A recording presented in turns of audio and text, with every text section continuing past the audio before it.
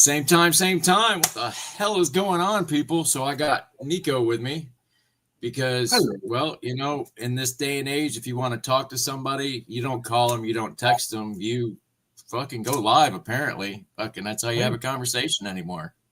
It works, so here we are. How's life treating you, brother? Not bad. It's weird, like weather-wise here today. Like over the last 2 weeks, we've been like getting into our spring weather here in Michigan, and it's been like 60s and 70s or upper 50s at the lowest. Today, wake up to a high of 38 and my entire lawn covered in grass. And it's just like, it sucks because like you come outside and, immediately you just kind of feel a way. Well, if you're a Michigander, you feel a kind of way about seeing all the snow, especially after we've just had like a few weeks of awesome weather, warm weather, nice sun and all of that. Right. But my dog loves it. Like she lost her mind this morning when I took her out to go to the bathroom and like was just laying in it, rolling in it. And, yeah. You gotta love that though. Yeah, it's good stuff. But me personally, I hate the snow. So like I feel about snow the way Anakin feels about sand. Like shit's cold, it's wet, it gets everywhere. Makes me want to kill a bunch of ladies and babies and do all that with my lightsaber in Minecraft. Oh man. No, I feel you. I mean, when I left New York, I was all about snow. Mm-hmm. It was, I wanted to ski professionally. Fucking snowboarding just came out. It was a thing. I was all about it. And we moved to the beach. So that, like, I did a 180. And, you surf and you get good at it. And then, you're surfing at night. And next thing you know, there's a big pylon in front of you and you snap your board in half. And oh, shit. You say, that's enough of that. And I'll smoke. You guys surf. Yeah. Man, it's rough when you have an experience like that because it can, it can just put things in your life in a lot of perspective that maybe you wouldn't have had without that, Well, I mean, we used to surf at night, but I was smart enough to surf when it was a full moon, so you could see. But there's poles by the pier and they're just covered in barnacles. And I don't know how I didn't get tore apart, but I mean, the board snapped almost literally in half. And I was like, yo, wow. Good. Yeah. I bought another surfboard and it was at my girlfriend's house, like behind her door. It was a 6'2" Grizzly. Got into this big fight and it was, fuck you, slammed the door. And I was like,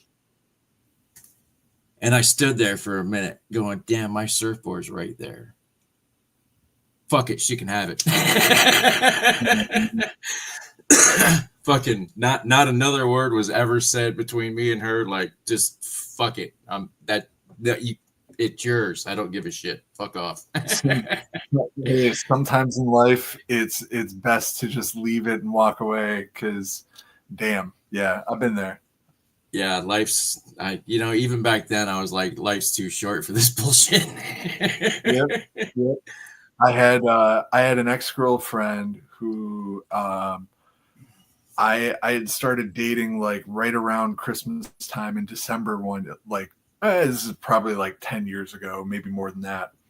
And one of my buddies for Christmas got me the Combiner Wars Devastator set. All the Constructicons, you can make Devastator, all that. And he found them at Costco and they were like, it was like a super Christmas sale and it was like $55. And that set was like, I want to say it was like $100, $120. Yeah, it was like 120 when it came out. I remember that one. Yeah. So it was like just crazy Christmas deal. He got one for himself. He got one for me. And he came over and dropped it off to me on his way to go see his dad for Christmas. And it was like, I want to say it was like Christmas Day. And she and I had had plans because I'd already done my family stuff for the day. And I was so excited, and I didn't want to leave home. I'd much rather wanted to like stay home and play with Devastator and like try taking pictures and stuff. And that's awesome. Yeah, and I said that to her, and she's like, "Oh, well, I want to see you. Why don't you just bring it with you?" And I was like, "All right, okay, I'll bring it with me." So I did. Combined it, put it in my passenger seat, put the seatbelt on, and drove out to her. And get out there, and later on that night, she gets really mad at me about some like I don't even remember what it was, but some it was imperceived slight. Yes, something taken way out of context and blown up immediately into something that it wasn't intended to be. And Devastator was standing on her entertainment center with this big ass whatever 60-inch TV. Well, it was probably smaller than that 10 years ago, but whatever. It was a big enough TV screen, and he was standing up right next to the side of it. And she blew up, had her explosion about it, and smacked Devi, knocked him down to the ground. A couple of the wheels popped off, a couple other parts popped off. Yeah. Nothing broken. It was all stuff that could be popped back on. But right there, I was just like, no. Like, these things have been a part of my life way longer than I've even known you. And you take something so out of context and try to like damage something brand new, literally brand new. And there actually was a piece that broke off. One of Scrapper's, like, he has like the shovel. Right. One of like the little forks at the very front snapped right off. And I was just like, you gotta be fucking kidding me. Of all the pieces, like just that one tiny little eyesore. Right. And forever see it no matter what. Yeah. And I mean, still to this day, like I actually have that thing like boxed away because every time I look at it, I'm just reminded of that night. But to my own defense, I picked him up, I gathered all the parts, I put the wheels back on, I put the other parts back on that could go on. I grabbed that little sliver, put that in my pocket, and grabbed the rest of my shit, got out to my car, and fucking bounced. She came out running after me. It was like, wait, I'll make it right. What do I need to do? How do I replace it? And I was like, this is a 100 and whatever dollar figure, and all this stuff. And she's just like, I'll replace it. I promise I'll replace it for you. And I was like, when's that gonna happen? And, she's just like, please, just bear with me. She's literally like trying to block me from driving away on the side of my car, and I'm just like, this is fucking nuts. We're done. We're so done. And and I'm saying this is maybe like 2 weeks in, so like, everybody goes through their share of meeting crazy out there, and I've had plenty of crazy.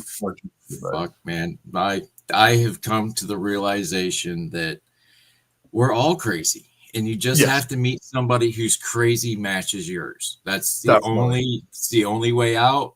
Like you got to have stuff in common, but you can't have too much in common. You got to have stuff to talk about. You got to have stuff that drives you crazy, because there's got to be something that picks. If you don't have something that picks, you're just, it's too good to be true, and something will happen. Definitely. And it's like, man, I've ridden a few unicorns in my day, but that ride always comes to an end at some point, and it's to be able to appreciate and enjoy and say, hey, the one I'm with now, she's absolutely amazing. We didn't get into a fight for like, I think we were together like 3 years. We finally got into our first fight. Wow. But that fight, like I was building a garage. Inside the garage, I was building it into a room. So I had studs up, but just the studs were up. And I took a box fan and I threw it. And it stuck between the beams, and it went shunk, shunk, shunk, like Apocalypse Now, the fan. That's all I could say. I was like, And I was done. Like that was it. The fight was out of me. I had the same look on my face that you got now, and she's just purple. And I'm just like, you win. You win. I'm good. Like you win. That's usually too funny. it ends with me slamming a door, and then I'm fine. You know, if I don't have a door to slam, that fight can go forever. You know, but like we weren't allowed to have Christmas at our house because shit happened. I stormed into the bedroom, like I was making the bed, like trying to get my head out of the situation. And she left and she slammed the door. And it's her that has a problem with slamming doors. Like you slam a door around her, she loses her shit. I flung the door open. I was like, that's not how you slam a door. This is how you slam a fucking door. Never had Christmas at my house again. So, I mean, it was lose, win, win. Win, lose. I don't know, but it worked out great. Yeah. That's one of those things, like, because I have a family member who's the same way about slamming doors, and the irony being that they will slam the doors and act like it's no big deal, but you know, anybody else. Well, that's the house I grew up in. You know, like there's stories of my dad, you know, throwing a motorcycle helmet into the door. You know, just it goes way back. You know, it's not anything new, but my wife, when she was little, her parents got into it, doors were slammed, and she hates that sound. Like she doesn't like fireworks. She doesn't, you know, none of that shit. Oh, you want to go see fireworks? Oh yeah, that's right. You know, 25 years later. Hey, you want? Nah, never mind. You're right. Fuck it. Forget it. Yeah.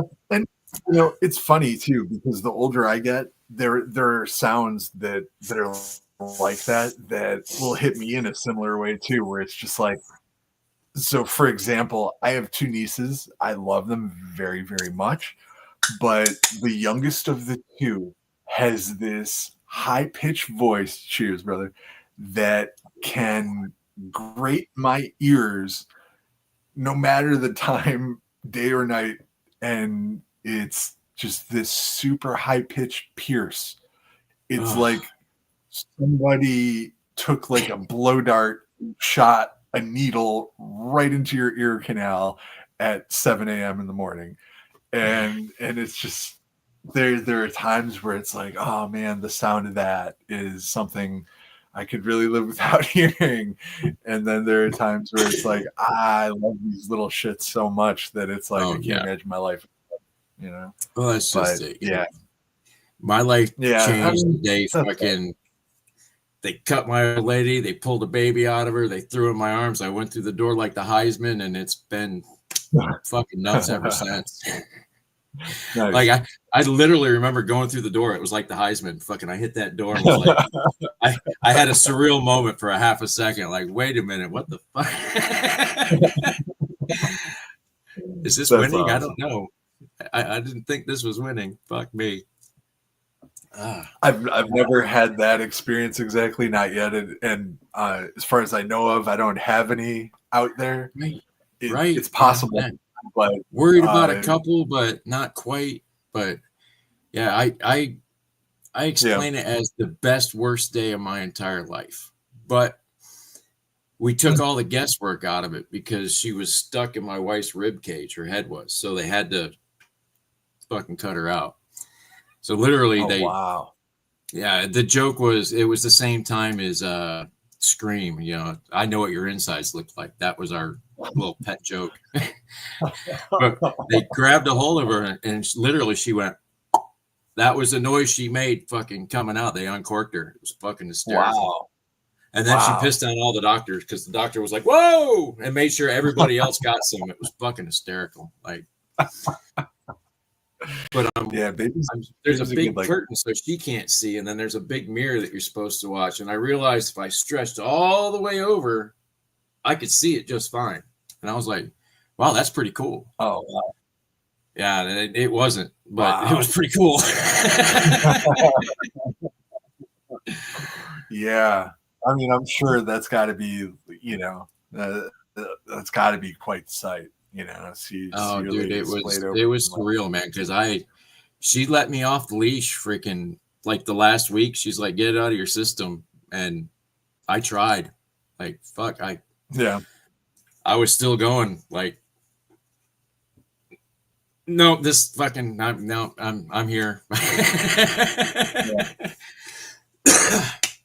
Well, such is life, man. Fucking yeah, man. I got bad things. But it served me well because, I have 2 modes of driving. I drive like an asshole, like I've always driven, and then I have dad mode. And, now that I'm a security guard again, I deal with kids much better than I used to, because I was the guy, shut it up or shut it off. Like, always, like, never just shut it up, man. Whatever you got to do, man, put a bag on its head. I don't care. Shut it off. It's taught me patience, and that was what I needed to learn this time around. Apparently, that was my big lesson. Yeah,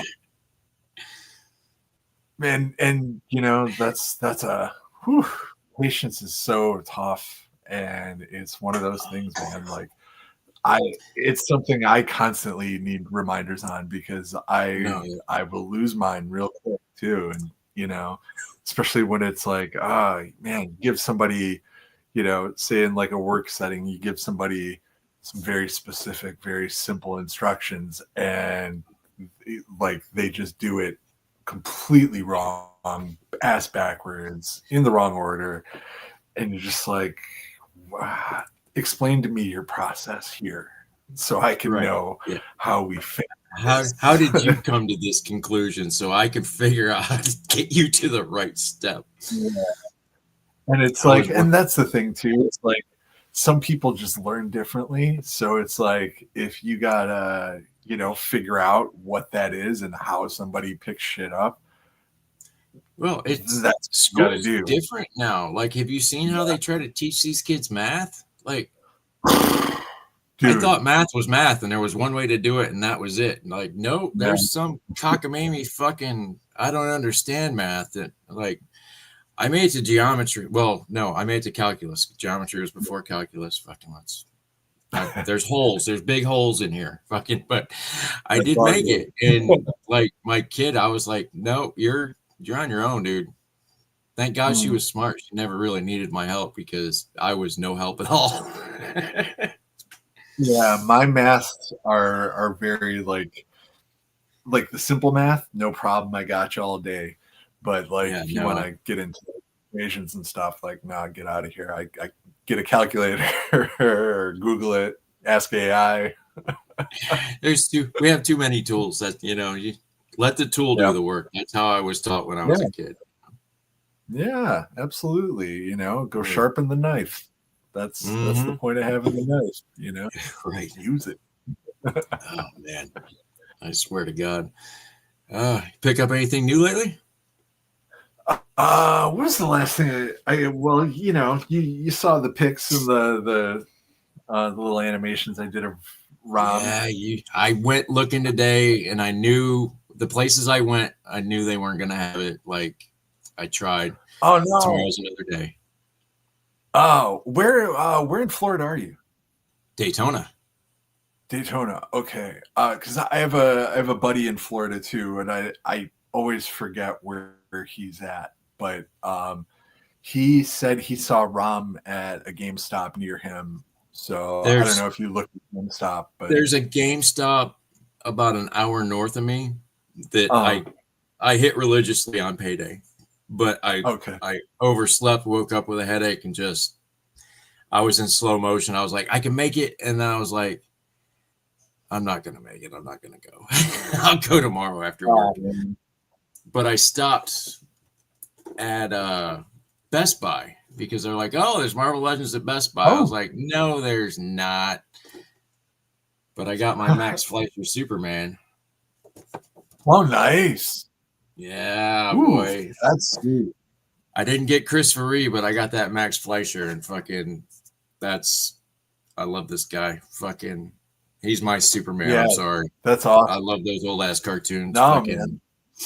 Yeah, those cartoons are rad. And I mean, that's everything that Tim Burton based all the Batman animated stuff off of was those Fleischer Superman cartoons. So yeah, man, they have such a huge place in history, and it's yeah, cool to see that McFarlane did them. Right. That's in this is the Mezco one, the little tiny one. The 5 point came with a giant robot. Yeah, the 5 point. And nice. Yeah, he looks great on the shelf. And now I got a buddy for him. Yeah, I do have to say though, yeah, if you get a chance to grab Rom, highly recommend. Oh yeah, no, like I'm gonna go look, and if I don't, I'm just gonna order them. I got 4 of those clear translucent Power Ranger guys to put on the shelf with him. He's gonna look bad as shit. Oh, nice. Yeah. I got a little. I think they're gonna look awesome together. So I'm ready for that. Hell yeah. Sorry, I wish my internet wasn't such potato bullshit. I actually went and rebooted my my router as soon as I got home. That was the first thing I did. Then I had to take Ramona out to go potty. And I was like, I made her dinner and laid it out for her before I left the dispensary, and was thinking, oh, she's gonna, she'll be done eating and she'll need to go to the bathroom by the time I get back. And, I'll be able to take her out real quick and then, get myself ready and all that and get on here. We can get moving. And then once I got the laptop booted, it had all those issues. Yeah, good time. That's how it works. It's all good, man. If you've seen any of these live streams, especially my earlier ones before I got the laptop, it was a crapshoot at best, man. Just by the seat of our pants, we pulled this shit off. Yeah.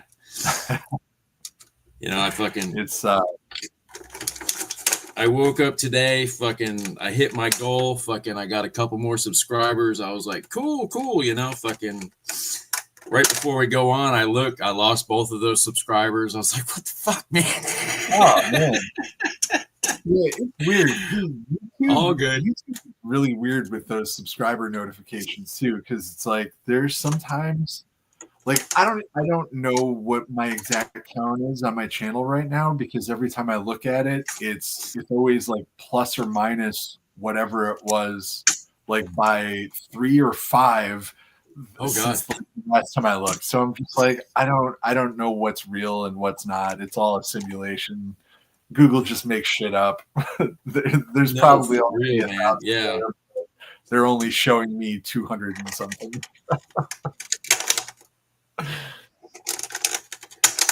Oh shit! All right, that should be about all the correct. Oh, I'll mute for a half a second. Pop them out of there. Get them all out of there. Free. I like that noise. Every time I mute, it's real quiet. If I hadn't muted, it would have been fucking. So he's got a cloth cape. It's wired on both ends. Ooh. If Marvel could fucking catch up and wire up some capes for us, for real, I'll pay the extra money. Hey, Lunchbox. What up, dude? What's happening? Father and Son Galaxy's here. Fucking UFO Hunters is here. That cocksucker. Damn. He's my cousin. Oh, okay. He's my first subscriber. Douchebag. But yeah, they gave him the short-ish cape. So, I mean. Short for typical McFarlane, yeah. But no, that looks great. And where are the wires at? Is it just down on the sides of the cape? Just down the sides. That's it. Nothing in the middle. Just right where this one needs it. You know what I mean? He doesn't need anything super fancy. Pop that flip. Yeah, that's exactly how he's going to be. Love it. I stopped buying McFarlane a while ago, but that does look really good. I never started McFarlane. I was always turned off. I didn't like much about it, but I got 10 or 20 of them at Ross for $5 a piece, so you can't say no to, a $5 toy. No. All right. Yeah. Here, take my money. Yeah, totally. Yeah. It's I got him, and I have Batman 66. Those are the only two I paid real money for. Yeah. And I wanted to get the Christopher Reeve Superman, but I only found the cell shaded one, and I'm not. Mm-hmm. No, that's the only one I see anywhere, and it's always at Walmart. And like I have the Mezco Christopher Reeve, and one of the things that I would do with like for toy photography was I'd actually take the Mezco Chris Reeve head and I pop it on the Mezco Dark Knight's Return Superman body. Just because the Mezco heads, Mezco heads are usually a little bigger. They're like bigger than a Marvel Legend head. Right. So I wish so much that Chris Reeve head would fit on my Hush Mafex Superman, because that body is just a lot leaner. It's taller. Yeah. Whereas like the Frank Miller style Superman body is very wide and thick. Yeah, you could tell he didn't like Superman because, man, he did Superman dirty. He's a weird character, and I don't know. I think that he's been given too much reverence, but I think that of a lot of comic people. There's just a lot of hype around a lot of people, but what people forget is they're people too. They're shoved in extraordinary positions, and people, want to know what they think. And then when they say the wrong thing, oh my God, fucking Larry Hama's got a case of the ass right now. Fucking, he was afraid to go to fucking Canada. Fuck, come on, Larry. Yeah. That's a bit afraid to fucking get back into America because he'll be fucking sleeping. Fucking every time I see that guy at a con, he's fucking. Yeah, he does that a lot. I don't know. I want to hit back at Bobby here, though. I don't think Kryptonians get melanoma, so I think you can absorb all the yellow sun and be fine. Except for that one time. That one time, Lex did something crazy, and he got too much fucking radiation from the sun, and it peaked his cells, and he was dying from that. Fucking It was in a comic, but then they put it in one of the fucking cartoon movies, and they did a good job, but it was all to get. That sounds like a fun idea. Superpowers. Oh, is that what it ended up happening? Like from being around him or something? He gave him powers?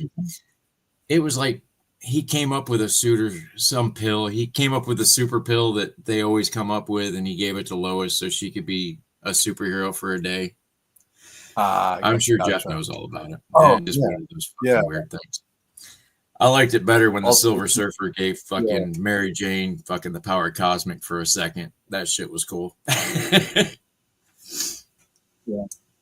Dude, I loved that What If Spidey when he was Captain Universe. Like that. If he hadn't given up the power? I loved all those old What Ifs. Like, really, that's what I thought the cartoon was going to be. I didn't realize in my denseness that they were going to MCU the shit out of it.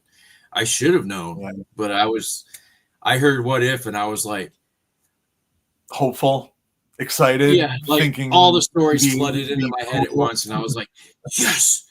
And then I was like, oh, fuck my life. Like that's the thing that sucks about everything Disney is. It's everything Disney. Everything's gonna suck. Everything's gonna end with a bow tie. Everything's like it's gonna start and finish in the same status quo, and the status is never quo. It's always like the shit is lame. You guys aren't progressing. You're not doing anything new. It's just static every time. When superhero movies first started making traction, the Hollywood guard was like, this, it's not going to last. It's going to fall in on itself. You got just wait and see.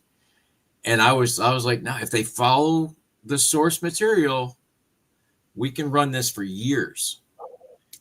And then they did what they did, and we got phase whatever, and it was I saw them all. I went to the movies. I saw everyone, most of them on opening night. I came away happy, but you could see the writing on the wall. Like you didn't want to, but you knew it was coming. Well, and like that's the thing too. It's like when you look at the stories and how they haven't progressed. Like since Infinity War, everything has been, or I'm sorry, since the end of Endgame, everything has just been a nothing burger, a giant. You take a bite, you watch through this show or movie or series or whatever the fuck, and then you get to the end of it, and what's changed? What happened? Yeah. What was that about? You just spent 8 weeks watching Daredevil. There's one episode left, and all I can tell you is who gives a fuck? Because I stopped right when he was practicing at the end of the episode, like you knew he was gonna get back in the suit, and I was like, I'm gonna stop here and just let it go, and then I'll watch them all as it's done when it's done. Yeah, I don't blame you. I was like, all right, so I'm good to hear. Like I followed it. I can see where there's 2 scripts and they're trying to, and then I was like, you know what? I'm just gonna watch them all when they're done. I have high hopes for Andor, but when people pick, it's not good. Yeah, I'll be watching anything and or else. I don't know. I couldn't get into I couldn't get into Andor. It's like the world's most famous book, man. You know how it ends. Right. And that's the thing too. It's like, okay, here's a show about dead people. Right. And I mean, if they'd and originally they had written it to where Andor and what's her name got off Scarif. Like they made it. Mm-hmm. And the director was like, no, they gotta die. And Disney was like, okay. Yeah. Well. Technically the first Death Star attack that we see on camera, so next issues. What? Are we breaking up? We look good, I thought. My internet I think they're talking about earlier. Oh. I'm just seeing the comment connection issues. I don't even. Sounds good to me. So our conversation's flowing. So screw them. This is about us. Yes. Monster 2 for today. Fuck. Killing monsters left and right. Oof. Be careful. I used to. I had a bad habit for a while when I was working at Target. I was a toy department manager, and I would crush 6 Pacific punches a day, and my shift started at 4 a.m. So I would go from 4 to. Oh, I love coffee. That's what I'm drinking here. But black. I don't put sugar in it. I don't put cream. Nothing. Just straight up black coffee. Good man. Strong and black. That's my taste. But dude, that kept me running like while I was working, especially because like we started the day working the truck, so unloading everything. So the one plus of that was I got to see anytime we got toys, I always knew what toys were there first. So I was like, oh, okay, there's a case. Okay, so you were the toy manager at Target, and Woody has been telling me about this 15-minute rule that they have. Is there truth? That's not true. No. Woody, so here's the thing. Check this out. Here's some truth for us. Yeah, if Woody's here, there's that, whatever that is 100% not real at all. That's not a Target thing. You as a Target employee, you are not allowed to, if you are on shift, you are not allowed to take product from the floor to the back room. If your shift has ended and you have punched out and you want to buy something, you can from the back, you can then go out to the floor and grab what it is you want to purchase and take it to the register.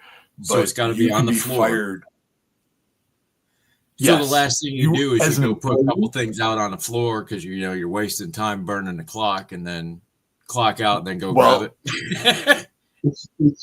if you get caught doing that, though, they'll write you up for suspicious behavior. I saw it happen.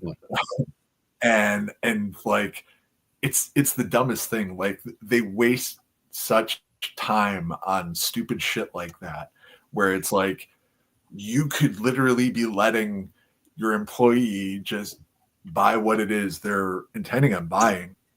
Right. But at the same time, they don't want the employees to be taking stuff from the floor and then into the back room, because like they consider that almost a form of, or an attempted form of theft, which is bullshit. But there's like a bunch of legalese that they have written that makes it out like that. So yeah, there's no 15-minute rule. Hey, I'm headed to the floor right now. Hurry the fuck up. Get here now. Basically, stuff like that. Yeah. Understood. But they were, like you could be fired from there for grabbing something and taking it into the back, especially if it's just like a random thing and you're just holding, say, a figure in your hand and walking it into the back like that. They would totally, if security is on staff that day and they see that happen live on camera, they might come look for you right then and there and just like tell you that you're under investigation. And it's just God, man. Oh yeah, it's ridiculous. It's such a waste of time over stupid shit. But all of those companies, Target, Walmart, they both have to deal with, employees that are going, that's, 70% of all loss comes from inside the company. So yep, absolutely. Yeah. And that's the way it works. Yeah. There was one helpful dude that worked at my local Ollie's, and he got fired because one night after work, he came back and dumpster dove for stuff that he knew that they were throwing out, and he got the stuff that whatever was being thrown out. And he came into work the next day and he was fired. Oh, and it was just you can't if there's a camera, fucking you're fucked. I mean, that's just how that works. Fucking, because I used to do that shit all the time. Like, oh, we're out of cat food, slice the bag, or they're gonna throw that out later.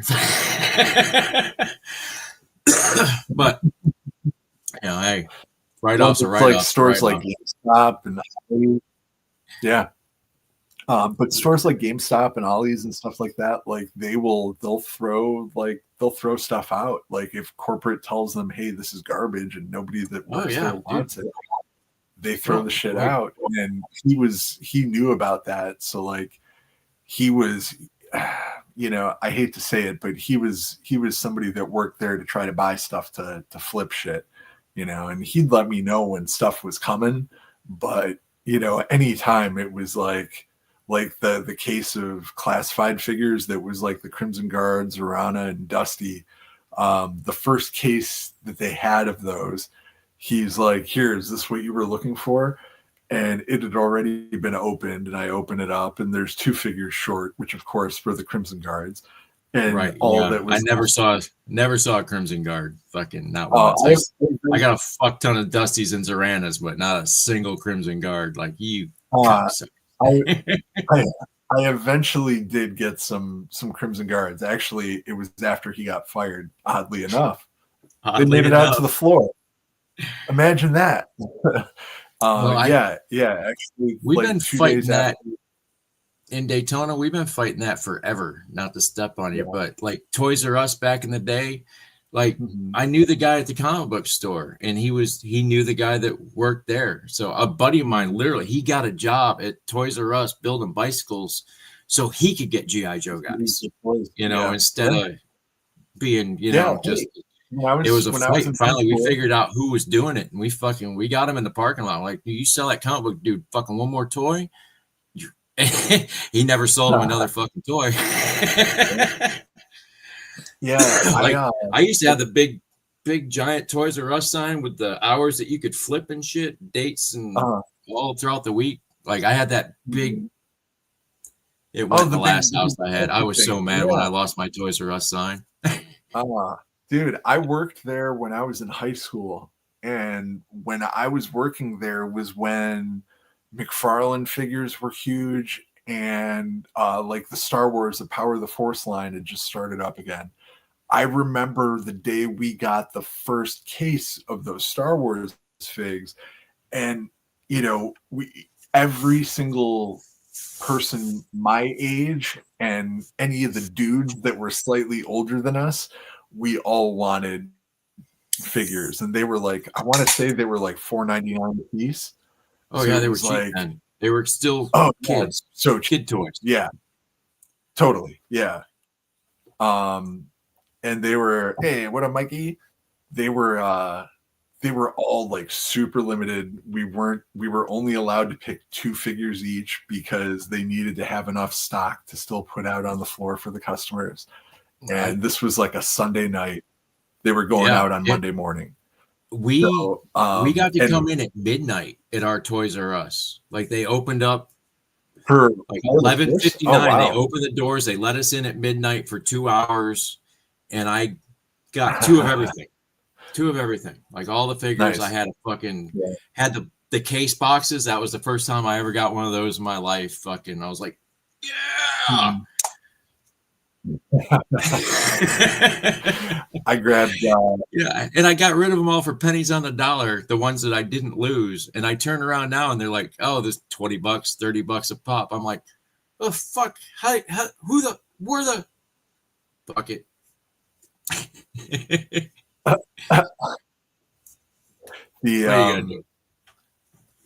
The first 2 I ended up getting were Luke and Vader, and both of them had like the insane long lightsaber blades, and that was a thing for the longest time. That like the first releases, like Luke, Ben, and Vader had all had these ridiculous lightsabers, and then the sabers got scaled down. And then I remember when Leia came out, she had like this horrifying head sculpt, the monkey face, like Yes, the monkey face. That's what they called her. And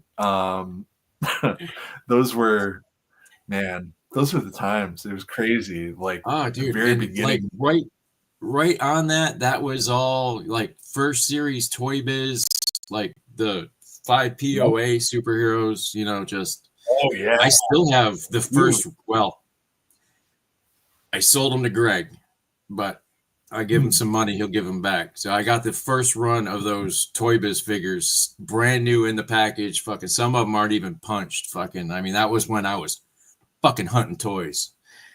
And then I have some of those mint on card still. Yeah.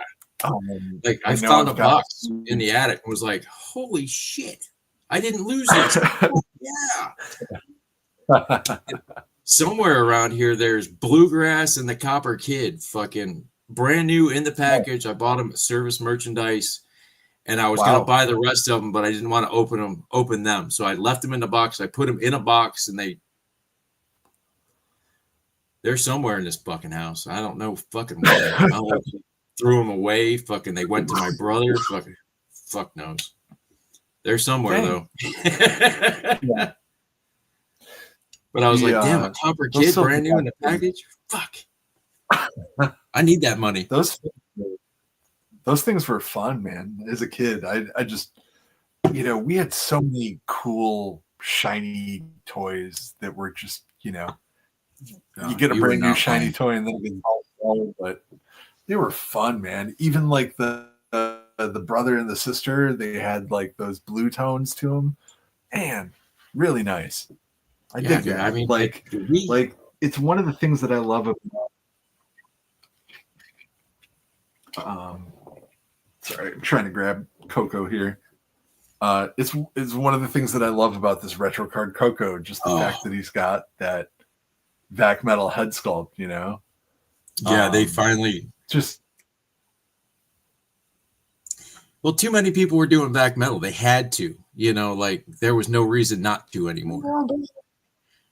And those are those claws that you printed, you bastard. Like, okay, so if you guys don't know, Nico's, like, I had to stop myself. Like, I got on his Instagram and I was like, and then I was like, oh shit, I'm filling his inbox with fucking, he's got 1 billion likes now. I better space this out over the next couple of days. No, it's all good. I appreciate it, man. Thanks for all the likes, because you know that's what Instagram's supposed to be. And it's weird how Instagram's changed. Like so many people just like, you know, they see stuff but they don't like it, and I'm like, man, just if I see something and I like it, fucking I like it. You know, fucking there's no reason not to. Like, what's so hard about going ding ding ding? You know, fucking there's done. You know. I don't know about you, but I enjoy the endorphin rush. You know what I mean? Fucking, I need the dopamine these days. That's all I get. I mean, it's like that's the whole thing. It's like even toy photography. Like I don't monetize my stuff, and I mean there are a lot of guys that do and try to and all this stuff, and I don't do it for that. I kind of feel like that's no different than, you know, than being one of the shills or anything like that. You know, well, I'm looking at it this way. You know, I don't give two shits either way, but if this can buy me a figure a week, that's a figure a week I can get. You know what I mean? I'm down with it. Fucking, I'm not trying to make $1 billion at this. I'm not gonna be mad if somebody does. You know, I don't give two shits about that. But if it will buy me a toy, for sure, I'm your guy. Yeah, you know, and of course, you know, who doesn't want someone to just be like, yeah, here you go, like, you know, the opportunity to like just for sharing your stuff, like go ahead and get yourself a new fig or something. Yeah, you know, that's not a bad thing at all. I don't look down on that. I try to, you know, I look at toys, I show toys off, and then like I made that video today about Nightcrawler. And then if you watch it, I'll be like, okay, right here's where I completely forgot to do the rest of the articulation on the figure. Like just completely, I started talking, I was playing with the toy. And then there's like, I'm like, yep, no figure on screen. You're killing it, Shane. What are you doing? You know, I'm trying to have fun with it, but I'm not taking myself seriously. There you go. And honestly, that should be what it's all about, is the fun. Lunchbox, that's customers. Employees don't do that.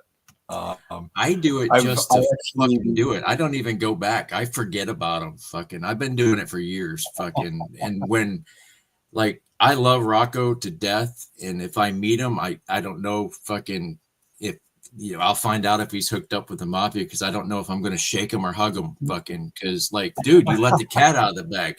You're like the masked magician. What the fuck did you do, man? Now I take these figures across the goddamn store to hide them. What the fuck? We all knew. Now everybody knows.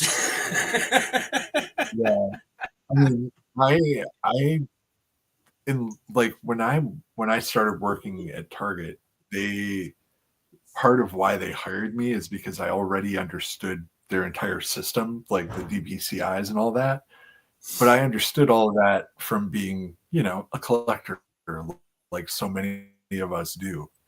And it's like when I could walk in and just tell them that, you know, like, yeah, I know what they mean. And, you know, they give you a little handbook of all this information, and most of it's useless, but there's some bits and pieces that, you know, that are decent. But like, as long as you know that everything has a number, and those numbers mean the place and where it's supposed to be in the aisle and all of that, right? It's simple. Everything's just like, it's playing Tetris. It's just finding the right spot to put it when you're putting it out. Right.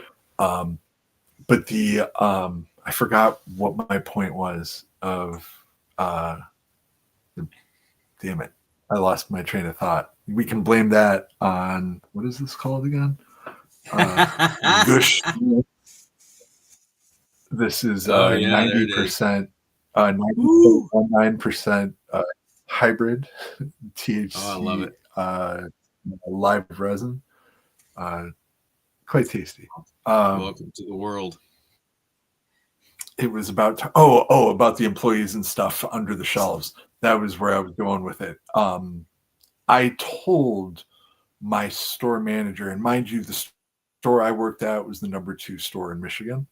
So like That helps. when I explained that to the store manager, that collectors will do that, and in regards to like come back either on payday or in a few weeks if no one else has spotted it and grab it maybe on sale, clearance, what have you. And they were mind blown. They were like, "Are you serious? This is really a part of the culture?" And I'm like, "This is known. There's a dude on YouTube who does videos just about that, about going into different targets and Yeah, lifting up the like shelf." that was an unwritten rule for years. Like we all, Mhm. you knew to do it. You Like knew to keep your since mouth the shut 90s. about it. Yeah, since the 90s. Like that Yeah, for real. that's how long that's been going. What up, Dreadnought? But yeah, it's it's crazy. So explaining that to like someone with this corporate mindset that doesn't really get, Yeah, doesn't have a clue, the right? eating Like person. fucking Yeah. mind blown. Like, really? So now he's got you guys checking underneath the shelves, fucking pulling stock. No. Actually, what it led to was management doing it, which was even better because it was like, finally, these fuckers are actually out here on the floor doing something. Well, Doing something. because even though I was head of toys, like I wasn't considered like manager or anything like that. I'm just head of toys. They don't do departmental like titles like that. They just give you your department. So I was toys. Blah. Lucky fucking bastard, man. Every time I turn around, I'm like, fucking Nico. I'm getting ready to start a fucking damn it Nico jar, fucking to go with my damn it Woody joke. Fucking. That's how I'm gonna save my money. Wow. It's a rough competition, man. Woody's gonna be winning that jar.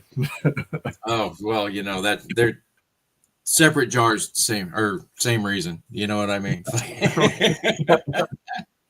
Totally, man. Like, yeah, his collection, man. That Dude, every he every is a time he puts up he's a next it's level wild. collector. Yeah, I mean, man, I wish I had the space. I wish I had the funds. That it's wild. Either or. Actually, yes, and actually, if it was both the space and the funds, it would also include a couple more 3D printers so that I could be like, you know what? Let's knock out a So terror drone. Let's knock out a couple of Cobra stuns. Let's how about we'll print our own rattlers. Fuck the HasLab. yeah, there's What else? We absolutely, got Sky and it makes a Striker. Rattler just a Sky little bit bigger. Striker. It doesn't need to be Yeah, as big as all that. yeah, and that's the thing. It can be scaled, properly. And I know there's like Sky Striker files. I know I have Night Raven files, including like the drone, and the drone alone is just huge. Does that look familiar? Hey, yeah, that's my my hot glue blood with So it's clear hot blue. glue. Yep. What I Okay. did was I got a hot glue gun and one that had like multiple settings, and put it on the highest setting so that you could get the thinnest stream of hot glue. Like you wanted it as hot as possible so that you could do like circular shapes. So I would make like a pool shape and then like dribble a little trail off of it. Yeah, just like a bunch of what's there.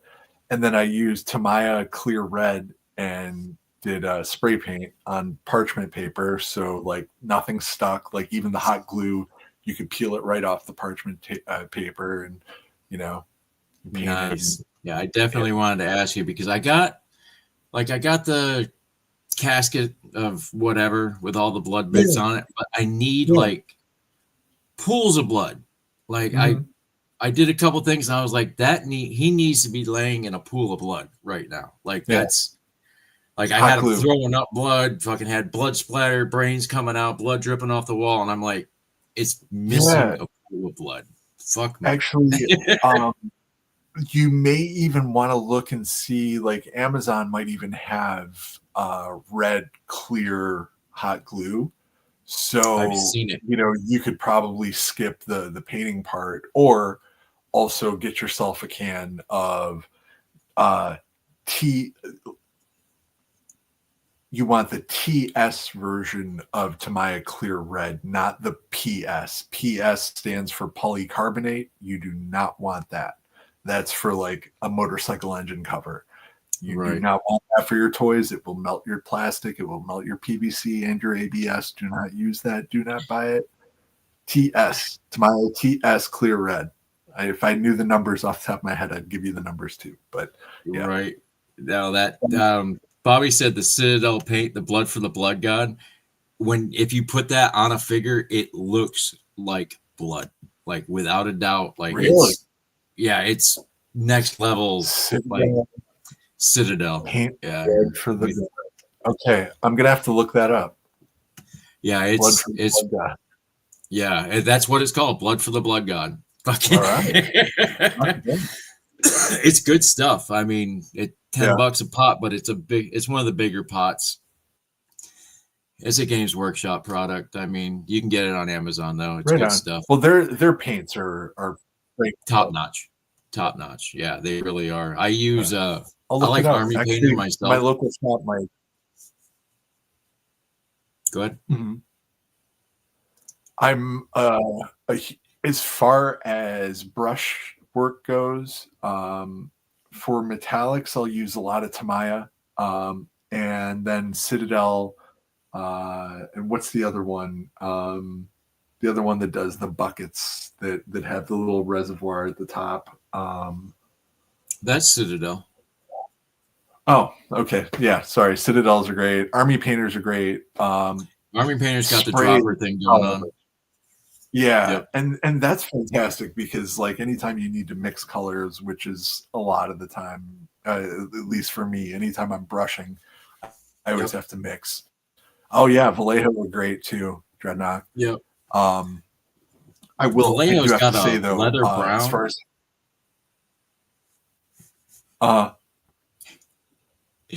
Vallejo's got a leather brown that's next level. It's good stuff. But that's about all I use for them. Yeah. There's a company that's Michigan based, and that's how I know about them. And I've probably talked about them a few times before on other channels and stuff. But Plutonium Paint, it's a spray paint. It's automotive formulated acrylic paint. I wish they paid me for talking about their paint as much as I talk about their paint, because I love their paint so fucking much. It's automotive formulated acrylic paint. It is dry and workable most of the colors are dry and workable in 5 minutes after spraying. So that means you can pick it up and do any brush work and anything else you need to at that point. Dreadnought, I'm Metro Detroitish, safe suburbs, 8 Mile out near Redford, Livonia area. So I heard they're building a new Hyundai plant over there. I have no clue. It's weird. There's so many automotive businesses that are closing down right now too, with all the tariff stuff that's happening. It's wild. I don't know. I have no idea about the Hyundai thing though. That's crazy. They do make some decent cars. It's all nuts to me right now. The whole. I can almost see the big picture, but I don't at the same time. I don't care. I'm ready for it all to be over. There's a gun cabinet over there for a reason. But, shit happens. It's all good. Hopefully things. Yeah, there's one guy that I was watching a couple years ago, and it was get your daily dose of doom and gloom. And switched over to SameTime Toys, and I went back and like just clicked on my old account, and he was still there, and it was the same message. I was like, "You're making a fortune off of that shit, and you ain't changed in a fucking year. You're saying the same shit." Wow. More power to you, brother. Preppers don't care. I don't know. I just want to kick back, do what you're doing right now, and play with my toys, man. I don't care. I don't care. You know, I went out today and Toys I saw awesome. the NECA. I saw Bert and Ernie for $35, and I was like, no. I thought about getting Bert just so I could dirty him up, you know, switch role reversal, make him Oscar Madison, fucking instead of Felix Unger. You know, they're just the odd couple. That's all it is. But I was really looking for the count because Woody yesterday he's like, look what I got. I'm like, you fucking cocksucking mother. How many did Woody get? How many did Woody get? Did he just get one? I think he just got the one. One count. And then he's like, I got the Pee Wee Herman too. And I'm like, yeah, no, I could have done without that one. I don't really like the heads on the Pee all look a little off. They're all kind of funky. But you know, those Sesame Street figures, they look nice, but it's NECA. So no, I don't buy NECA anymore. So that's like they're cut off. It's got to be something that NECA kills it on the accessories, though. I mean, for real, like the elf shit and everything else. It comes with so much gribblies. Yeah, like I saw the my closest target has the elf with like the Born to Rock with like the vest, and I think he comes with a guitar or something. Yeah, there's a guitar. I think there's a saxophone. Like, yeah, it's something like that. And it was it's cool to see it because I know they've done like a few different versions of Alf now. Right. I saw one that you 3D printed and stuck on an Ewok body. I was like, damn, that looks pretty damn good. Yeah, well, that was a kit my buddy made, and like that kit is what inspired NECA to go after the Alf license and make all those Alf figures. That kit fit on a Black Series Ewok, and like that was true like 1/12 scale. So like the one that I have like works with all your Joes, your Valverse, your Legends. The Mezco one's a little big for everything, but it can work. It can be fudged and all that. But that's totally what my buddy did. He created that thing, and that like inspired Randy and probably that weird pedo guy to go after the Alf license. Sorry, I just fuck those guys. Yep, nope. Assholes are assholes. Roll around, brother. Yeah, I don't. It's best that because I don't want you to get dinged for us talking about it because it's such a shitty. It's called a conversation. If people can't handle it, fuck them. Well, it's whatever happened to fucking sticks and stones will break my bones, but words will never hurt me. Fucking, I'm offended. Fuck you. Yeah. Fucking grow a set. Fucking go home. Go hide underneath your covers. Fuck, the monsters will never get you there.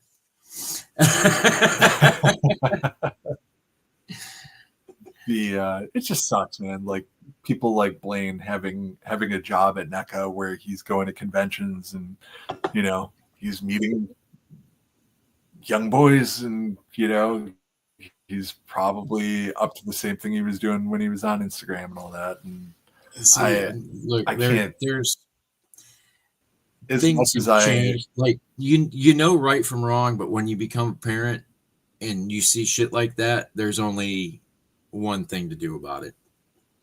And it's the same thing we grew up doing with fucking stupid people. You punch them in the face and you know you move on. Some people deserve an ass whooping, some people don't. You know, fucking. Oh, thanks, some Jeff. people need it more than others. That. Ninja friends.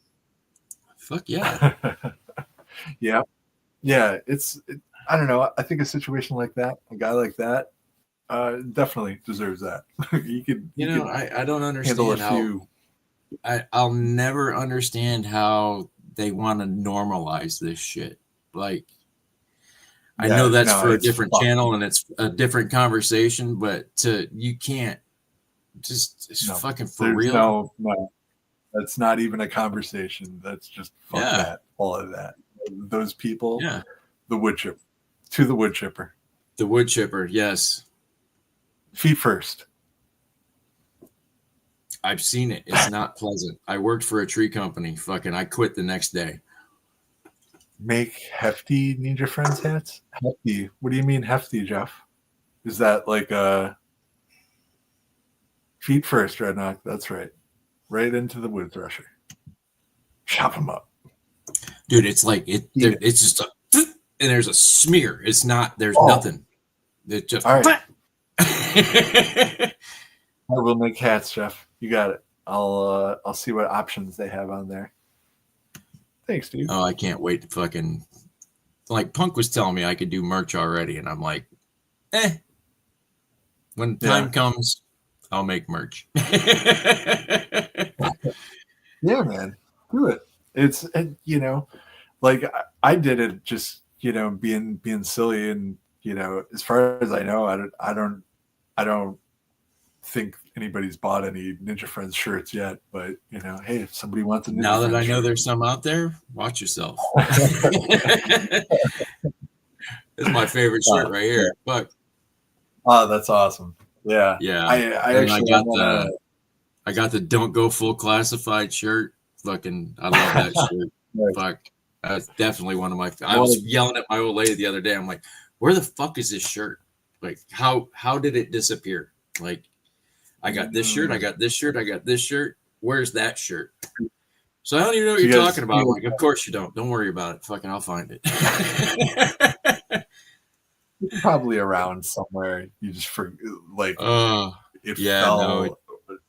It's behind a box in the bedroom. It's like, yeah, right. It actually got put in a drawer, or God forbid it got hung up. For fuck's sake, I live out of a clothes hamper. Fucking for real, a clothes basket. Fucking, fill it up. I take everything out. I put it next to it, and then I fill it back up again. Fucking, it's a vicious little circle. Everybody does it. I do the single man equivalent, which is a pile. It's not even the basket. So there's the pile. Yep, and then like when the clothes are dirty, they go into a dirty pile. And then that dirty pile, they get washed. And then when they're washed, they go back to the normal pile. I used to have a normal pile, a dirty pile, and a dirty pile. Like the dirty pile, you could maybe get away with it one more time. But It's weird. Like the older I get, I'm like, oh man, I gotta wear fresh socks like constantly, because like, damn, do my feet sweat? Like, dude, I don't know. Don't get old, people. Dude, for real, like there is something's wrong. I got old, and like there is nothing better in this world than a brand new pair of socks. It's wild, isn't it? Like when you're a kid, you're just like, fuck, man. And as an adult, you're like, fuck yeah, man, thank you. Right? Yeah, I feel like Brainiac. I want, or Solomon Grundy. Solomon Grundy want pants too. Nothing wrong with that. Yep. Nope. Yep. I don't know where we're going, but nothing wrong with that. Al Snow. What's everybody want? Oh, what's everybody need? Head. Yep. Oh man. So this is my obligatory. If you guys aren't membered up to Legend Series, get off your asses. Give him $5. Tony, if you're watching, if you see this, I totally forgot to get that promo to you. Fuck. I got to get a promo to him. Shit, it's gonna have to be tomorrow morning. Fuck, I totally forgot. I meant to do that today, and you just talking about it totally fucking reminded me of it. Oh, god damn it. Well, at least you've been reminded. Sorry. You're good. You've been reminded. Get your promo done. Right, Yeah, Tom? you just won't have a promo, man. That's all, you know. No. It's I do though. That's the problem. Fuck. Yeah. So I got to do that. I will get that to him. Dreadnought is correct on that, though. Yeah. Yep, nothing wrong with that. Nope. Weird. Yeah. Well, shit, man. LSWA Saturday night this week, 6:05 p.m. Eastern Time for everybody out there. Make sure you show up, be there, or don't. But if you're not, you're dead to me. If you're membered up, definitely be there. If you're not, come check it out. See what it's all about. And member up, guys, because he does the time. He'll work with you. You'll make your character. You'll have the coolest avatar you've ever seen. Like, I'm super stoked with mine. Nico looks like Ostradamus from fucking The Watchmen, fucking without a doubt. It's like, I'm blown away. I'm like, man, that's fucking cool. It's fun. It's so much fun. It's the most fun I've had in a long time doing nothing. And it's probably the most fun I've had with my clothes on in a cool minute. I'm over by Detroit. I'm on the other side of the state. Yeah, Tony did an awesome job, Jeff. Like I think like that's one of the things that's probably going to get him a lot of credit from everybody in this whole fellowship of dollies is that like everybody that gets put in the game is it either looks like you or it's like you on steroids, and it's all for real fun. Yeah, man. Like I just I want Crow and I want 3-star draw to get on it down south 77. So we can have like people that are teamed up. It can be actual tag teams. I want to see Chad on there, and I want to see Punk on there, and I want to see them fight. You know what I mean? Just dumb shit. Just to have a good time. Yes, post whatever. Yeah, I want to see. Post Punk's link for fucking Triple D because he is going to be on Thursday with a friend. What happened?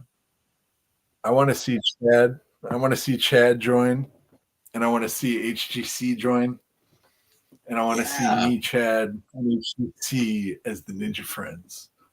Oh, that's man, that'd be awesome. Yeah, fucking A, man. We already got half the Gridiron gangs on there. You know what I mean? Fucking, we need the rest. Look at those autographs on them. They signed it on the gold. Like, did you have to twist somebody's arm? How did that work? They looked at me like I was retarded, and fair enough. Because it is kind of retarded to get the plate signed instead of just the strap, which was valid. But like Stone Cold looked at me and he looked at me, he looked at the belt, he looked at me, he was like, shit, kid, all right. Austin 316, right on the world. Perfect. And that was at WrestleMania 17 Access. So, like, it happened at, like, their officially, like, designated autograph session, all that stuff. And, it's crazy. Awesome. I waited in line, like, all morning to be, like, up front of Stone Cold's line, and I was just so glad I got through because they did like oh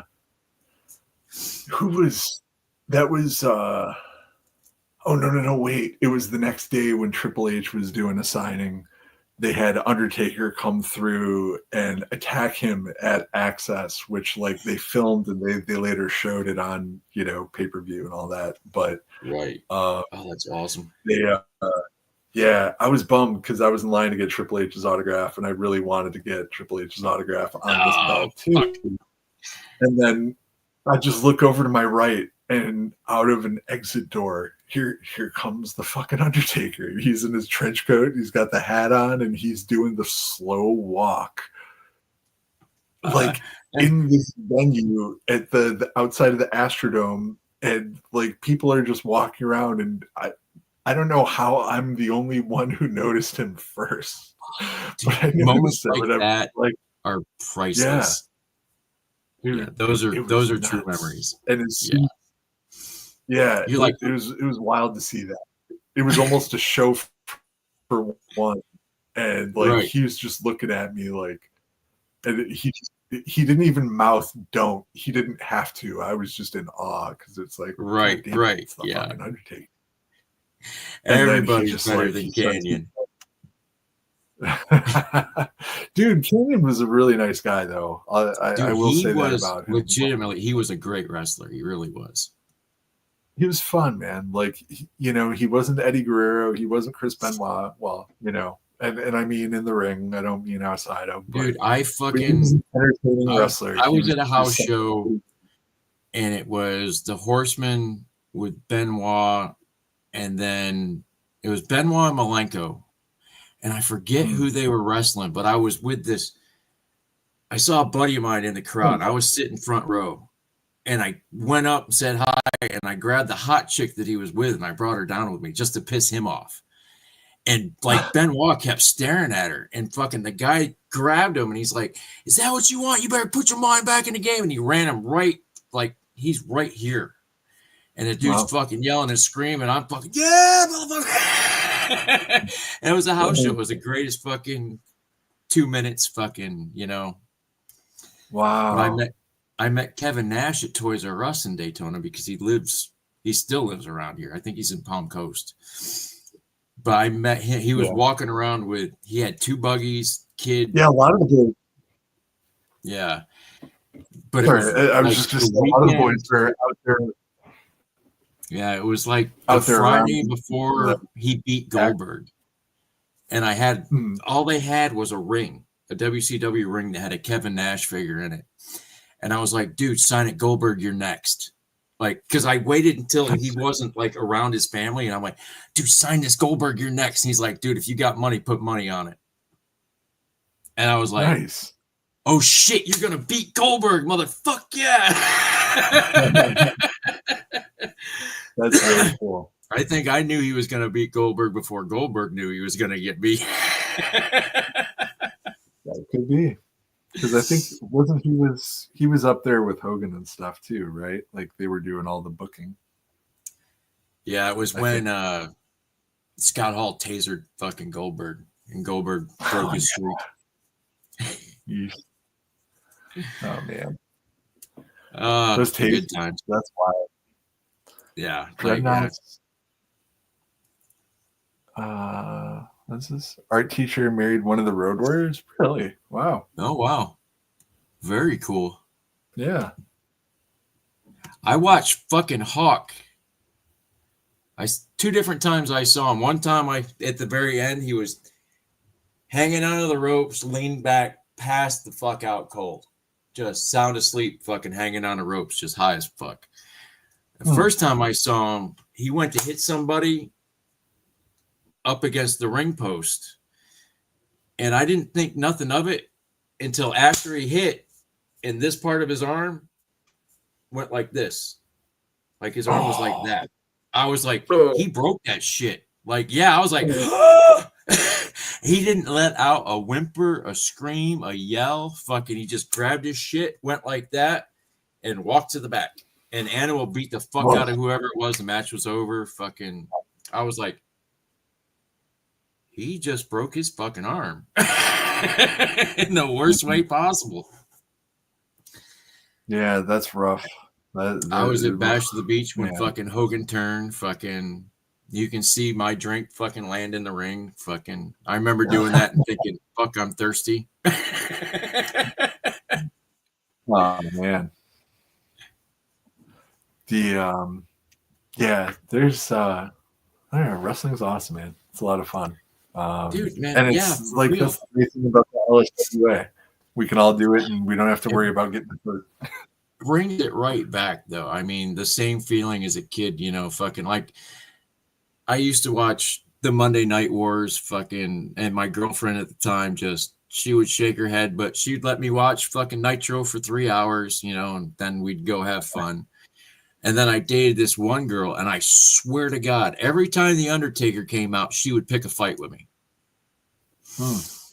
And I remember one of the last times, I was on my way to work. I'm waiting for The Undertaker's match.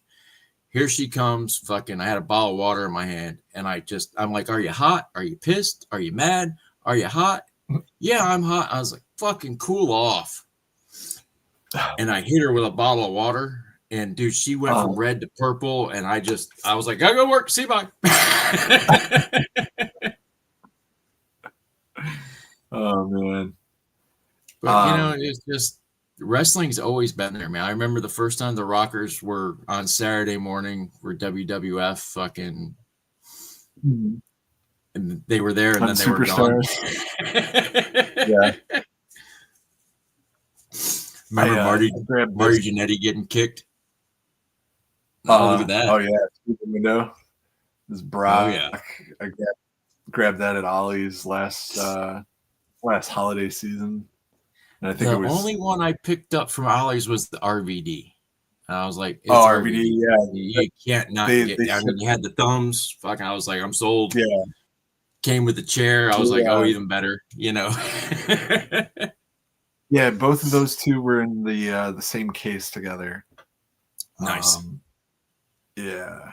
I stashed an RVD, but somebody must have found it before I came back and grabbed it, because when I came back for it, they were all gone. But I got the Brock. That was the one.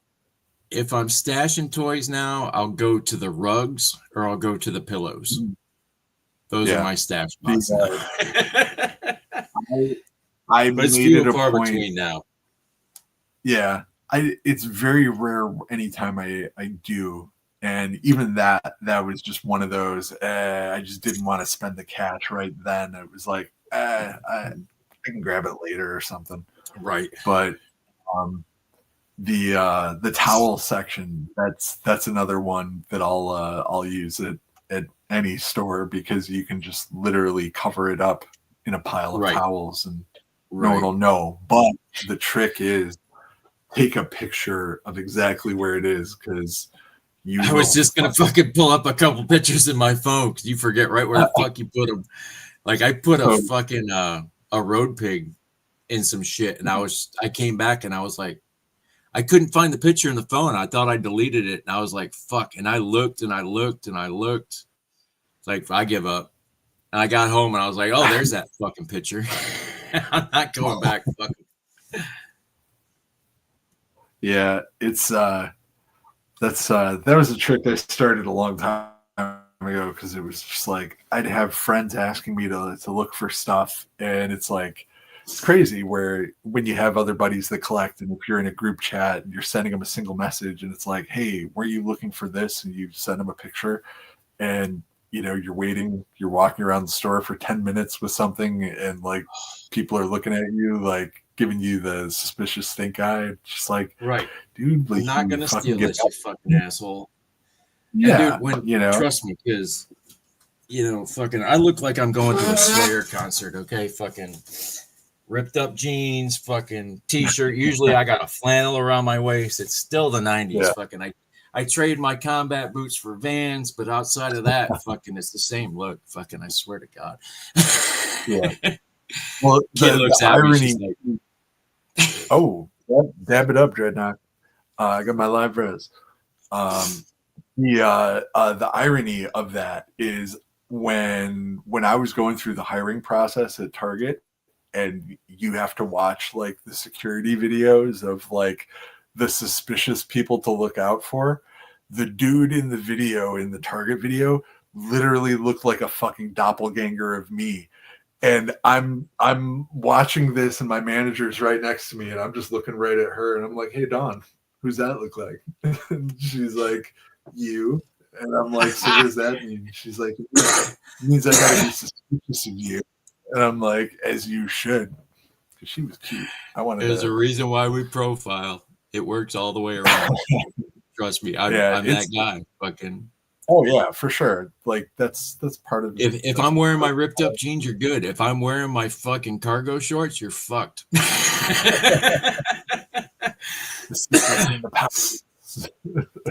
Sometimes you can't stop yourself. Fucking, it's a sickness. Yeah. Well, I kid, I joke. I swear to God, it's a joke. It's a work, people. It's a work. Yeah. Oh, Yeah. fucking A, man. It's they look at people for reasons, But yeah, I'm a big dude. I come in, typically I'm wearing a hoodie. I'm usually always wearing a hoodie and jeans, and my coat is all black. And usually I have a beard, and whether I'm trimmed it up or not, I'm Mr. Scruffalophagus. So they're always looking at me like, hey, maybe that guy's a shoplifter. And then it's like, no, they come up and talk to me, and I'm completely friendly. And, I talk to them and treat them like adults. And they're just like, okay, yeah, he's not. Dude, I'll go through Walmart and I'll pick shit up real quick and put it right back. Like, to see if they're watching me on the camera. And then you'll see people fucking, and I've had them fucking follow me out in the store before. And I'm like, dude, fucking, I'm good. Are you okay? Fucking, I just wanted you to know that I wasted a half hour of your life for nothing. Yep. Yeah.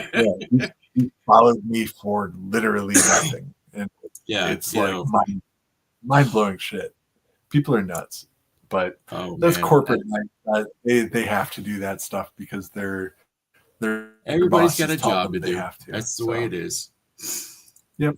But I do love fucking with people, man. When Walmart was 24 hours, oh my God, I would make them guys. I'd have every security person in the store follow me just for the fuck of it because I was bored. Let's play a game. We didn't really get an influx of Walmarts here until like the early 2000s. That's when Michigan really started to like get those. But before that, like we always had Meijer stores, which are like all over the Midwest. And those were 24/7, and it was the same equivalent: grocery store, toy department, sporting goods, clothes, whatever, everything you needed under one roof. Yep. And we used to do that, like high school, out of high school, or you're in, your early 20s after the bar, you need, Totino's pizza rolls or some Doritos or a 2-liter of cherry Coke. Go to Meijer and you'll run into like half of your high school class either drunk or getting ready to get drunk, and that was like our hangout spot. But those stores are here. They're like every 5 miles there's a Meijer, a Target, a Walmart, and they're all fucking huge. But none of them are 24/7 anymore. COVID killed that, and that's dumb. Yeah, no, I was just gonna say, fucking Daytona used to run till at least 4. A lot of places were 24 hours, but 4 o'clock there was people out, and now it's like fucking backwoods in Tennessee. Fucking everything's closed at like 9 o'clock. Like, oh wow, that's really Walmart closes at 11, but if you're not there by 10, good luck getting in the door. You know what I mean? Fucking. Oh, I miss fucking the 24/7. Yeah, it was a nice convenience to be able to like, hey, I get especially out of work when you work late, third shift. I can still, yeah, exactly. You can still swing into a spot, but not anymore. Yeah, you can get shit done. Fucking now it's, I don't know. I'm working first shift now. Fucking I'm sick all the time. Fucking I'm tired all the time. Fucking I've had it. I got to find a job that's got a swing shift that pays me more money than I'm making now. I'm doing all right, but yeah, I had that job. That's the downside of that. Yeah, I had that job where fucking I made more money than I knew what to do with, and all that did was get me in trouble. So I know my limitations now. It took, I didn't have limitations. Okay. So, I lived in a no limit world, and whew, that's not good. Not for this guy. That's rough. Yeah. When you go to the doctor and the doctor tells you have a rock star fucking drug habit, like, okay, can I get a little help, doc? Because you can see this isn't working. Yeah, those. I was like, oh, you'll be fine. You'll be fine. Like, no, I'm not. I'm not fine. I'm telling you, I'm not fine. Yeah, those drinks, man, they will fuck you up real fast. And, man. I learned that pretty quick. It's just like, oof. Yeah. Drinking way too much, way too often. Drinking was the easy thing for me. Like, I quit drinking. I don't know how. Yeah. Like, I made a deal with God, and God was cool, and I stuck to my side of it. But weed saved my life. That's all I could say. If it wasn't for weed, fucking yeah. Yeah. There's a reason why I have a message at the end of my videos. Okay. I don't drink at all. I kind of think alcohol does like a lot of really bad shit to a lot of people, and like it's so normalized that like people make excuses for it, and like that to me, just it's gross, man. Weed all day, mushrooms absolutely, but alcohol, hard pass. Like anytime I send like those beers cheers in the chats, like I always kind of feel a little bit hypocritical because it's not so much a drinking thing as it is so much a cheers, hey bro, great to see you kind of deal. Right. But I always worry that maybe some people take that as the just that. It's everybody looks for, a greeting, fucking, whether it's a pound, fucking one of these. I mean, everybody's got something, fucking. I do like the ninja.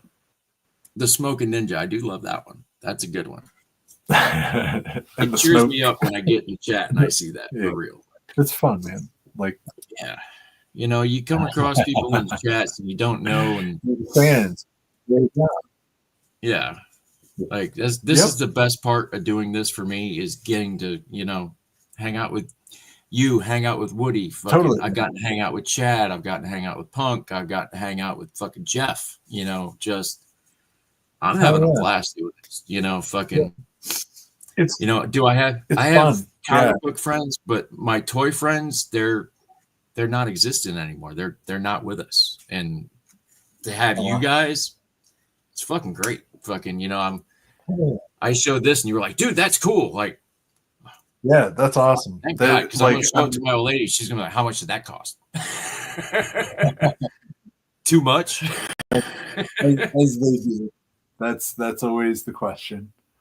Yeah. Well, she would get mad if I bought her flowers. She's like, give me the money instead. So me coming home with a new piece of plastic, fucking forget about it. Okay. Okay, here's $30. Right. Yeah. Fuck. I gave her cut of my paycheck today. I was like, here you go. Love you. I'm gonna go on a computer. Did I buy 2 hours of computer time with that? Am I good? Okay, thanks. Awesome. Love you.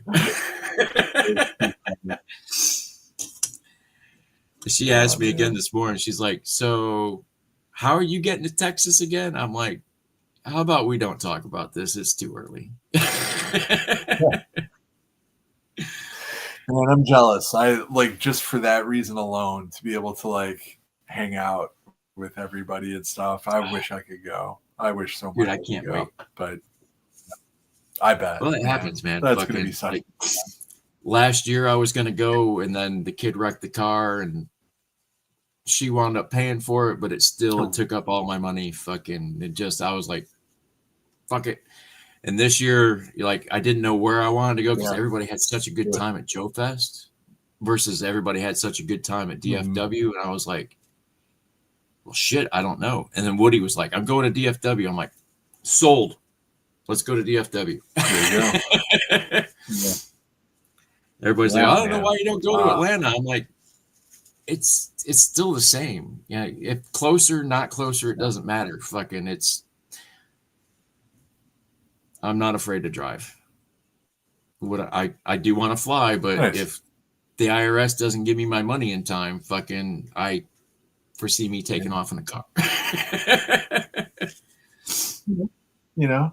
if you have the means, go for it. I like, that's the one thing that sucks. Like, I would love to. It'd be so much just for the very opportunity to like hang out with everybody in person and like not be behind the keyboard on the laptop or the phone and typing like that and be like, hey, what's up guys, let's blaze, but to actually be able to like walk up to everybody and be like, hey, what's up guys, let's blaze. That would be so That's the thing, fucking those guys up north. I mean, they all get to, hang out, and the Midwest guys kind of get to hang out. We have stuff in Florida, but nobody comes here. You know what I mean? Fucking, they come, they're doing a family thing to Disney, and I don't see them. You know what I mean? Yeah. I'm not the guy you want to meet the family with. Trust me. Fucking, they look at me and they're like, yeah, no, we got to go. Yeah. You got to come to the house and realize I'm not a dirtbag. You see my house and you're like, oh, okay, he's a nice guy. Yeah. Then you see me and you're like, oh, we got to go. He's house sitting or something. I get that a lot. I get like, I mean, everywhere I go, people judge me by my appearance, and it's like, if I'm like clean shaven or not, like if there's a little bit of fuzz on my cheeks or anything, I just get these. Is this guy homeless? Like, what is this? And dude, it's just like, I've been doing that on purpose since the early 90s. Yeah, for real. Just like I dressed this way. Like I did it on purpose back in the day because I just, you want to, if you can have a conversation with me the way I am now, I clean up great. I really do. Yep. I don't enjoy it, but it can happen. I strictly dress for comfort. I'm not trying to impress anyone at any point in time. So like I'm usually in like jeans and, like I said, always a hoodie and sneakers. My Vans, ripped up jeans and a t-shirt. You're lucky I got a t-shirt with sleeves. Usually, fuck, you know what I mean? Yeah, it's just part of it, fucking. Yeah. I live the gimmick. Man. Like, and that's the thing. Me. There you go, man. You got to live it. You got to be you. Because that's it, man. Nobody else can. I'm as comfortable as possible. If I'm at work, I fit the part, but soon I'll come in to get like my paycheck, and they all look at me. They're like, "Really? Yeah, really. I know. I'm old too. Fucking." When I first got with my wife, she bought me a couple $100 worth of nice dress shirts. And when we moved out of that house, I was like, oh, wow, look at this, honey. They still had the tags on them. And like fucking 4 or 5 years later. I was like, think we could take these back? 4 or 5 years later, maybe not. Yeah, no. I agree with you. San Diego is insane. It's way too expensive. That's the other thing. Like the big conventions, like San Diego Comic-Con, shit is ridiculous how expensive it is now, and it's not affordable. It's not something that's like it's not what it used to be. It used to be Mecca.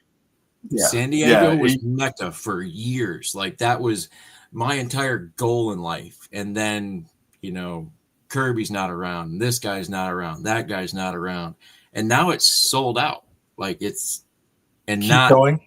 Hold that thought. Keep going. But yeah, I mean, it's just I don't know. It's all the newest thing. I mean, do they even sell comics there anymore? Like old comics? I mean, yes, but yeah, I rather go to like a Newburgh toy convention like Gaines has going on than I would rather go to San Diego Comic-Con right now. Does a piece of me still want to go? Absolutely, of course. It would have to be a free trip, fucking I would have to get the what is it? That pass that fucking Chad and Ryan Laserpants have. The press pass. The press, yeah. If I could get in like that, I do it in a heartbeat. But outside of that, no. I'm maybe to see the great cosplays and I'm an autograph junkie at heart, so I'd be in that line. Like I waited 4 hours to get Mark Hamill's autograph one time, and well, I'll tell you that was fucking what went down. I would have spent 7 hours waiting in that line to fucking talk to him that day. Yeah. Like literally fucking I got him to he did a Joker impersonation basically just for me. Because I was like the last person in line. Oh man. We're at Star Wars Celebration, and I'm asking him about Batman Under the Red Hood. All these questions like, why weren't you in it? Why wasn't Kevin in it? What the hell's going on? And he's answering all these Batman questions. And finally, he's like, don't you have any Star Wars questions? I'm like, man, fuck Star Wars. And the whole time, like every third sentence, I'm like, do the Joker, do the Joker, do the Joker. And finally, dude, like he grabs the table and you see like a shimmer go across his face. And he's like, I don't just do the Joker. And like all the security guards turned at me and Mark Hamill's fucking yelling and pointing, just gave me the whole bit as the Joker. And he goes, and now get out. And he throws his head back and starts laughing. I'm doing this. The kid's like, what's going on? And my wife is just like, oh my God, he got this guy to do it. How did he do that? Wow. But the whole time I got Mark Hamill to sign the Star Wars poster, but I was going to have him sign, don't fuck with the Jedi Master, son. And I totally forgot. Like I was just dumbstruck asking dumb fucking questions. Like I wanted to have I couldn't find it. Like the first Arkham game came with a Batarang. I tried fucking for months to find that thing when I finally realized I was going to meet Mark Hamill. And I was going to have him sign it. Fucking ouch, these things hurt. Ha ha ha.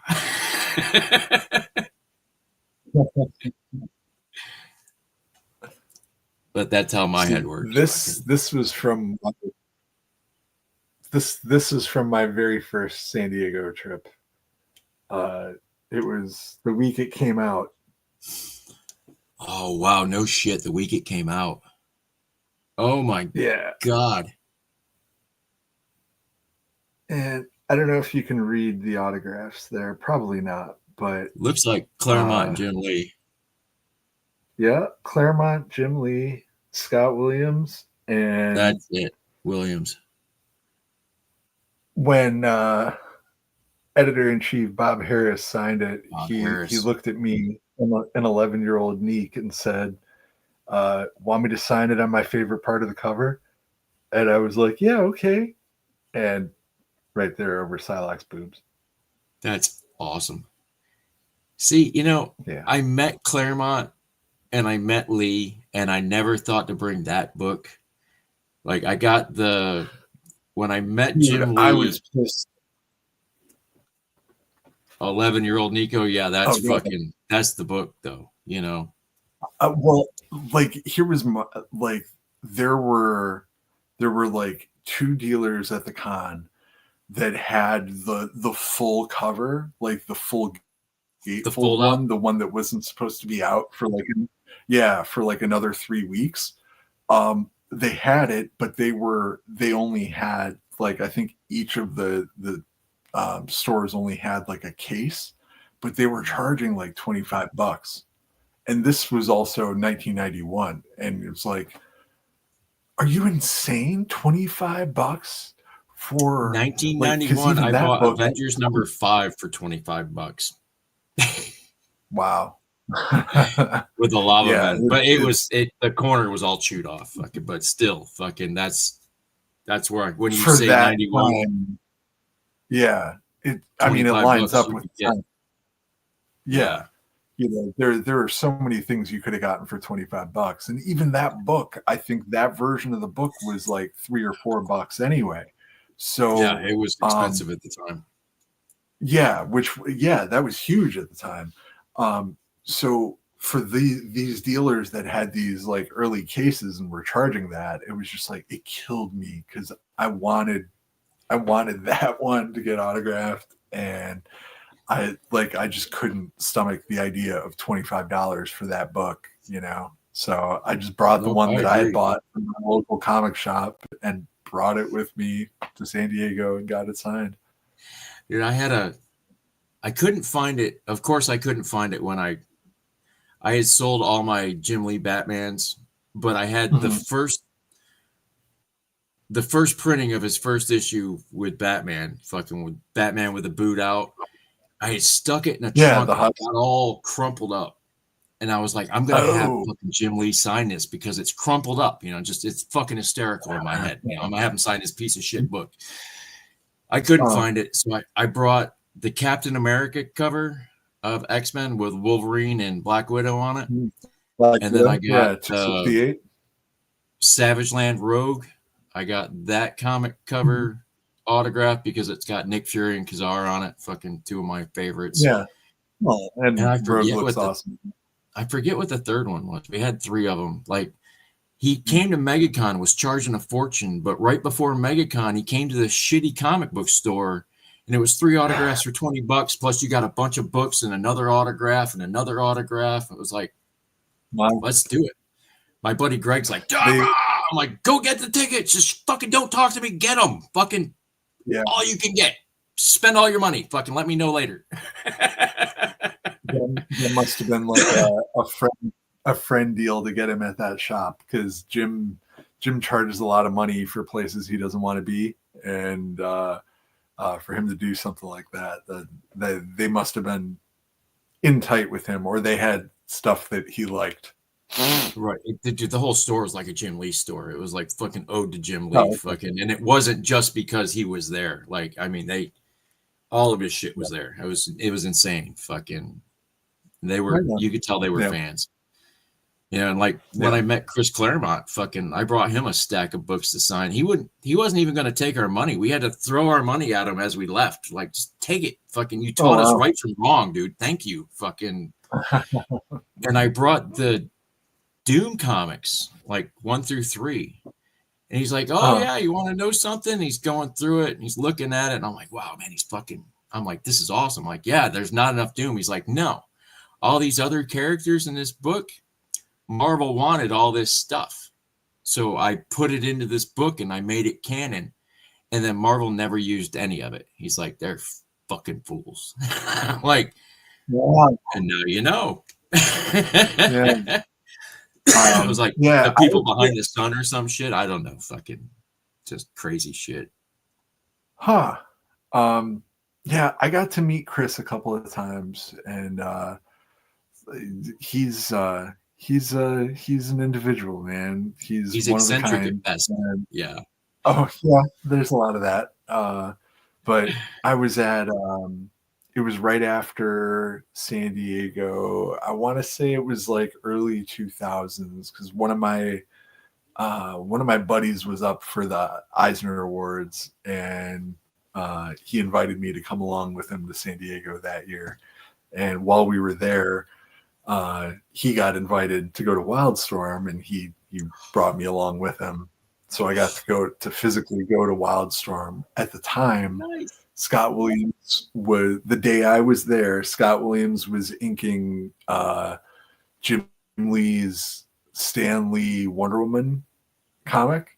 Nice. I remember that one. I literally got to like peer over Scott Williams' shoulder while he's like literally slapping ink over Jim's chicken scratch pencils, and I'm just like, wow, that's amazing.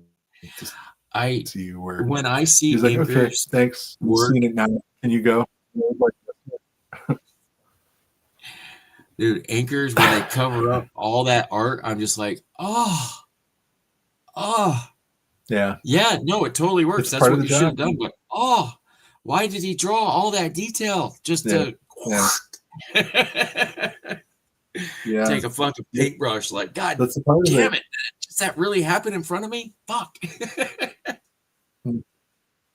Yeah, sometimes it all depends on the artist and what they're working on and stuff. But yeah, I got to stand in front of fucking Perez like 4 times, waiting to get my Justice League versus Avengers where Superman takes out Thor, that one little panel, and everybody's like, not him. Oh, not you. No, you didn't. No, not him. And I was going to have him sign that page 4 times. And I just sat there and watched him draw because he was doing commissions the whole time. Like, well, eventually, he'll get done and I'll get an autograph. And everybody's like, we're leaving. You got to go. Like, 2 minutes, maybe 2 minutes. But I got to watch him draw the entire time. It was amazing, just to watch an artist do their shit. And at that point in his life, like he was just talking to people, moving the pencil, like, dude, you're not even looking. Fuck. Yeah. He was one of those people that had like just skills. Anytime you would see him at a con, and if he was drawing, like, because there was a period of time where he was going through his cancer treatment, and he was in a lot of pain and stuff and all of that. Right. Like he was, it was just a rough time for him and for people. Oh yeah, people like talking to him and coming up to say hi and stuff. And I didn't even go to those conventions. I just didn't want to. What a talented cat! He could. Yeah, there's so many. Like, I moved to Florida in '89. I had no idea that Jack Kirby lived down here. I was a kid. I was 14. Fucking, if I'd have known. Hi, how you doing? My name's Shane. I'm your new I'm your new live-in. What do you need done around here? That's what I yard. I'll paint your house. Fucking anything, whatever you need right now. Frank, what up, dude? When I sorry found, guys, I've been ignoring the chat a little bit. But I called this session together because I just wanted to bullshit with Nico. If you guys didn't watch Nico on Tony Legend series, is his Talking Figures, you'll know everything you need to know about Nico from that.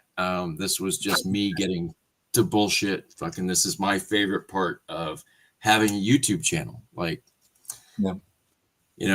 we were in a chat one day and anime came up and I was like, dude, Record of Lotus War. And Nico was like, oh man, fuck yeah. I was like, man, I've only seen a couple parts.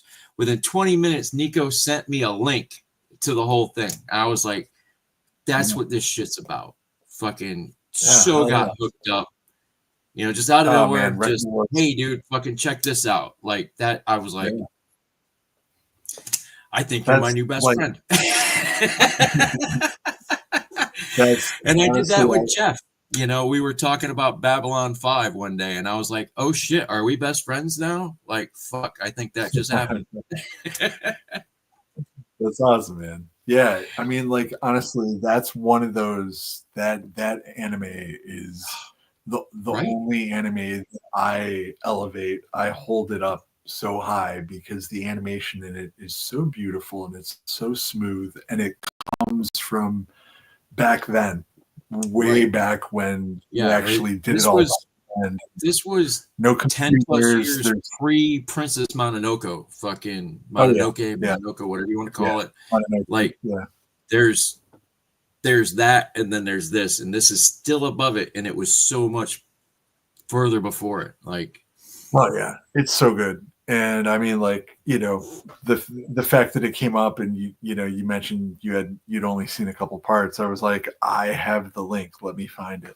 And that's what I did. I went into the Neat Cave, found the link. Fuck yeah, man. Neat ranged it on over to you. Right. Fucking A, man. But Jerk and them are getting ready to go live. So everybody fucking go over there, check that out.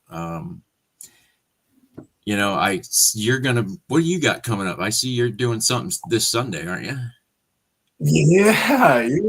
I'm gonna be hanging out with J-Mac and this other guy. I don't know. Some of you guys probably know him. Chad. Yeah, he's definitely a Chad these days, right? You guys know Chad? Yeah. So we're gonna hang out. Remind Chad how much fun you had hanging out talking to me on my show, so maybe I can finally wrangle him in. The time zone is a big difference for us, so it is what it is.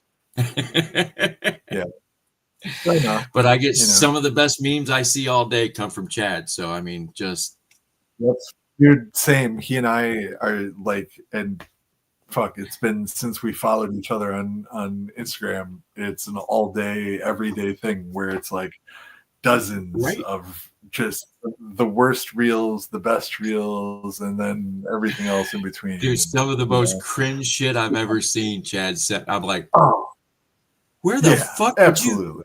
Would you? Holy hell. Yeah. I mean, there's it's a good thing when you have like-minded buddies that also have the sixth sense of humor, so you can send them you're not afraid, like, and I'll be at work and I'll it'll be 6 a.m. here and I'll be boom and I'll send them like 4 or 5 and I'll be like, dude, sorry, I didn't mean to fucking blow you up. He's like, oh, don't worry about it. Yeah, and that's the thing. Never worry about it. You just, when you see something good, you send the goods. Right. That's all there is.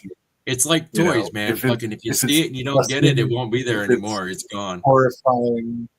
Yeah. If it's disgusting, if it's horrifying, if it's machine guns, if it's explosions, you send it. You send it.